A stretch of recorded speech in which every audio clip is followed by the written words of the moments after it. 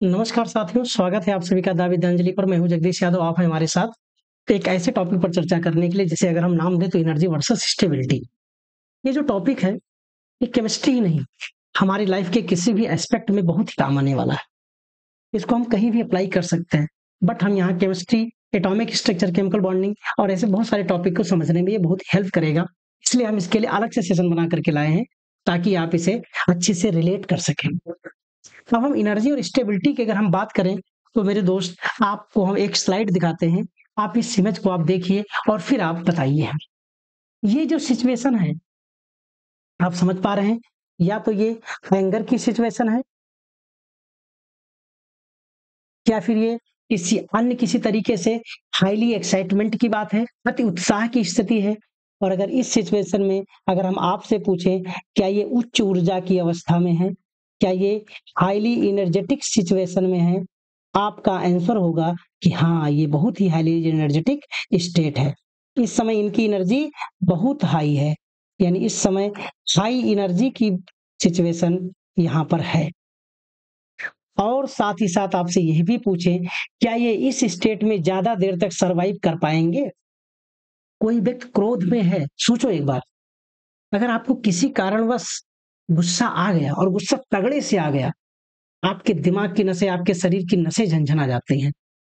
आपको 1 घंटे तक आपका मन कुछ नहीं करता, यानी आप परेशान हो जाते हैं। यानी कि गुस्से की जो अवस्था है, बहुत ज्यादा देर तक रह नहीं सकती है। अगर आप गुस्से की क्लाइमेक्स स्टेज में आप कुछ मिनट आप एग्जिस्ट कर लेंगे तो बहुत बड़ी बात होती है। दिमाग की नसें फटना शुरू कर देंगे। यानी ये जो सिचुएशन है, चाहे आप एक्साइटमेंट की सिचुएशन हो, चाहे आप एंगर की सिचुएशन है, इसका जो टाइम पीरियड है वो बहुत ही कम है। ये शॉर्ट टाइम के लिए है, यानी इसका टाइम बहुत कम होता है। कम टाइम तक ही ये पॉसिबल है। अगर मेरे दोस्त ये कहें, क्या ये स्थिति परमानेंट रह सकती है? क्या ये अवस्था स्टेबल है? आप बिल्कुल बोलेंगे कि इस स्थिति में ये स्टेबल नहीं है, ये ज़्यादा देर तक ये एग्जिस्ट नहीं करेगा। यानी यहाँ पर अगर मैं बात करूँ, इसकी स्टेबिलिटी लो है। यानी क्या देखा? एनर्जी हाई, स्टेबिलिटी लो। यानी मेरे दोस्त, आप एक बहुत अच्छे से समझ गए कि हाई एनर्जी, लो स्टेबिलिटी, यानी लो एनर्जी और हाई स्टेबिलिटी है। ये भी मैंने देख लिया। ये कॉन्सेप्ट तो आपने समझ लिया, हाई एनर्जी लो स्टेबिलिटी। क्या हम लो एनर्जी और हाई स्टेबिलिटी की बात करें? इसके लिए आप इस सिचुएशन को देख लीजिए।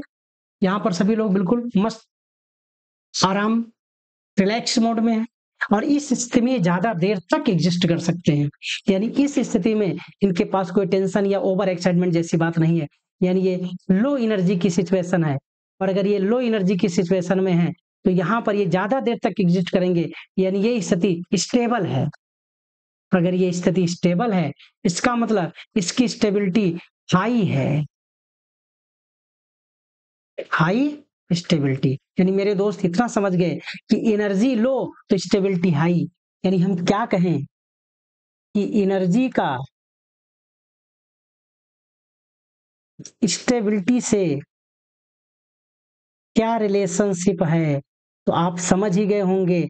एनर्जी का स्टेबिलिटी के साथ इनवर्स रिलेशन है। यानी अगर एनर्जी बढ़ेगा तो स्टेबिलिटी घटेगी, एनर्जी घटेगा तो स्टेबिलिटी बढ़ जाएगी। क्या मेरी बात इतनी समझ गए? अब हम आपसे ये कह रहे हैं कि एनर्जी इंक्रीज हो रही है, एनर्जी डिक्रीज हो रही है। क्या इस एनर्जी के डिक्रीज और इंक्रीज के बीच में कुछ और होता है? कुछ और हो रहा है। एनर्जी इंक्रीज और स्टेबिलिटी घट रही है, एनर्जी डिक्रीज और स्टेबिलिटी बढ़ रही है। क्या इस बीच में कुछ और होता है? जब कोई सिस्टम अपनी एनर्जी को डिक्रीज करता है, एनर्जी, हाँ, जब भी बार बार बात कर रहे हैं एनर्जी, एनर्जी बोले तो पोटेंशियल एनर्जी। जब भी कोई सिस्टम अपनी पोटेंशियल एनर्जी को डिक्रीज कर रहा है, यानी वहां हो क्या रहा है? अगर कोई हाई एनर्जेटिक स्टेट से अगर वो लो एनर्जी स्टेट में आ रहा है, तो वहां हो क्या रहा है, ये भी मुझे समझना है। इसके लिए आप इस सिचुएशन को आप देखिए। मम्मी किसी कारणवश गुस्से में थी, यहाँ पर गुस्से में थी। गुस्से का मतलब हाईली एनर्जेटिक सिचुएशन। लेकिन इनका बच्चा छोटा सा जैसे देखा मम्मी मम्मी मम्मी, बड़े प्यार से दौड़ पड़ा, और प्यार से दौड़ पड़ा तो मम्मी भी बच्चे की तरफ दौड़ेंगी, बच्चा मम्मी की तरफ दौड़ेगा, और मम्मी जो गुस्से में थी, जैसे जैसे बच्चे की तरफ बढ़ेंगी, गुस्सा धीरे धीरे कम होता जाएगा, गुस्सा धीरे धीरे, और गुस्सा कम होने का मतलब एनर्जी डिक्रीज हो रही है। और जैसे जैसे एनर्जी डिक्रीज हो रही है मेरे दोस्त, आप ये समझ रहे हो कि यहाँ पर अट्रैक्शन हो रहा है। ये भी आपको हमें समझाना है। क्या हो रहा है यहाँ पर? अट्रैक्शन हो रहा है, यहाँ पर आकर्षण हो रहा है। यानी जब कोई सिस्टम, जब कोई एटम, जब कोई पार्टिकल अगर एक दूसरे की ओर खींचता है, अगर आकर्षित होता है, तो उस आकर्षण की स्थिति में एनर्जी घट रही होती है। बात समझ गए? इसका उल्टा आप सोच लीजिए, आप अपने किसी दुश्मन को देख लिया, आप अपने जिगरी दुश्मन को देख लीजिए, और आपने देखा आराम से बैठे थे, भजन गा रहे थे, गाना सुन रहे थे, जैसे उसको आपने देखा आपके शरीर में तमतमाहट आ गई, आप हाईली एनर्जेटिक सिचुएशन में आ गए। क्यों? उससे मोहब्बत हुई है? नहीं, नफरत। तो आप क्या करें, क्या कर लें? यानी वहां पर एनर्जी बढ़ी, और एनर्जी बढ़ी क्यों? नफरत की मोहब्बत, नफरत, नफरत बोले तो रिपल्सन, रिपल्सन का मतलब प्रतिकर्षण हो गया। यानी एक बात आप बहुत अच्छे से समझ लीजिए कि अगर हम अट्रैक्शन की बात करें, ध्यान से समझना इस बात को, अगर हम अट्रैक्शन की बात कर रहे हैं तो अट्रैक्शन में एनर्जी घटती है और स्टेबिलिटी बढ़ती है, स्थायित्व बढ़ता है। स्टेबिलिटी का मतलब, स्टेबिलिटी की जब हम बात कर रहे हो तो स्टेबिलिटी का मतलब है स्थायित्व।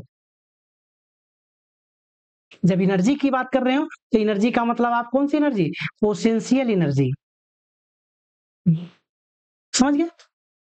इसका उल्टा रिपल्सन की स्थिति है, तो रिपल्सन की सिचुएशन में एनर्जी बढ़ेगी, और अगर एनर्जी बढ़ती है तो स्टेबिलिटी घट जाएगी।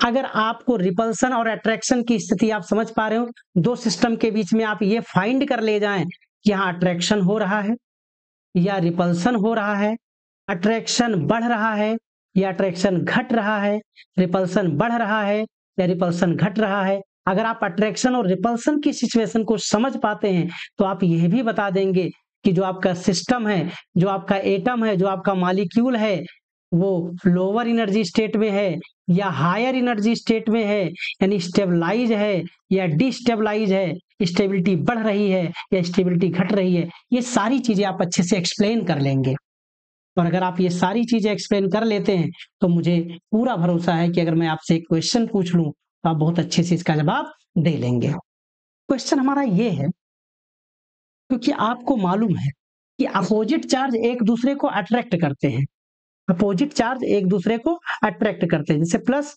माइनस, क्या होगा यहाँ पर? अट्रैक्शन होगा।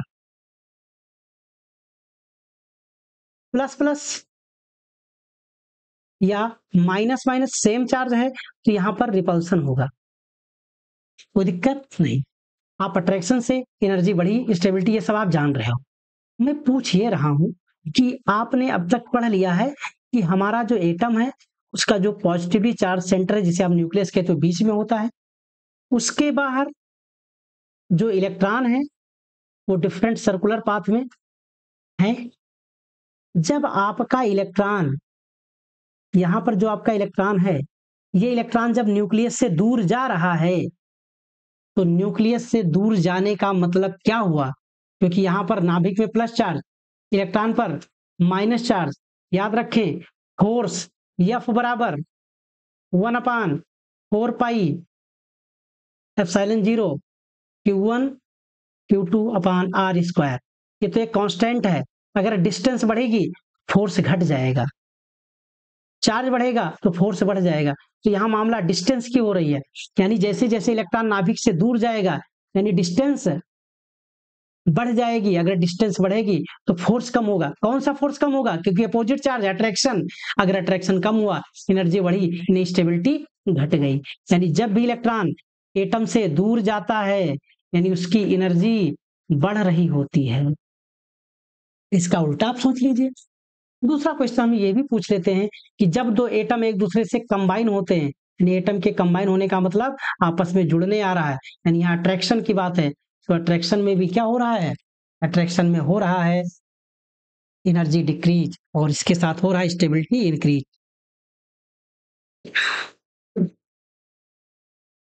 मेरे दोस्तों, आप बहुत अच्छे से समझ गए। जब आप केमिकल बॉन्डिंग में एक क्वेश्चन पढ़ते हैं, एटम क्यों कंबाइन करते हैं, परमाणु क्यों जुड़ते हैं, क्यों जुड़ करके बांड बनाते हैं, ऐसा सब क्यों करते हैं, तो उसका एक ही रीजन है कि जब भी एटम कंबाइन होना चाहता है तो उसका उद्देश्य एक ही होता है कि वो अपनी स्टेबिलिटी को बढ़ा ले। स्टेबिलिटी को बढ़ा ले मींस वो अपनी एनर्जी को डिक्रीज करना चाहता है, यानी हर एक सिस्टम स्टेबलाइज होना चाहता है, यानी हर एक सिस्टम की कोशिश होती है कि लो एनर्जी स्टेट में रहे। लो एनर्जी स्टेट का मतलब वो अट्रैक्शन की सिचुएशन में रहे। मेरी बात आप अच्छे से समझ गए। हम भी अपनी लाइफ में ऐसे ही तो सोचते हैं कि हम एक दूसरे से मिलजुल कर रहे, मोहब्बत के साथ रहें, प्रेम के साथ रहें, सौहार्द के साथ रहें, स्नेह के साथ रहें, क्योंकि इसमें स्टेबिलिटी ज्यादा होती है। लोअर एनर्जी की सिचुएशन है, इसका उल्टा भी आप सोच सकते हैं। मेरे दोस्त, अपने सेशन की एंडिंग आज हम ऐसी शायरी से करेंगे जो हमारे इस टॉपिक से बहुत ही अच्छे से रिलेट कर रहा है। और वो जो हमारा टॉप शायरी है वो ये है कि अब हमें उनसे मोहब्बत सी हो गई है, क्योंकि उनकी सांसों से अब मेरी सांसें जुड़ गई हैं। यानी मोहब्बत, अट्रैक्शन, जुड़ाव। दूसरा, दो दिलों के बीच की दूरियां बढ़ गई हैं, डिस्टेंस बढ़ गया है, क्योंकि उनसे किसी और से मोहब्बत हो गई। यानी और से तो हुआ, लेकिन यहाँ पर मोहब्बत कम हो गई, यानी रिपल्सन। दो दिलों के बीच की दूरियां बढ़ गई हैं, क्योंकि उन्हें किसी और से मोहब्बत हो गई है। तो मेरे दोस्त, आप स्टेबल रहें, आप लोअर एनर्जी स्टेट में रहें, आप अट्रैक्टिव मोड में रहें। इसी के साथ आपने हमें इस धैर्य के साथ कितनी देर तक सुना, इसके लिए आपको बहुत बहुत आभार। पुनः थैंक यू, शुक्रिया, धन्यवाद।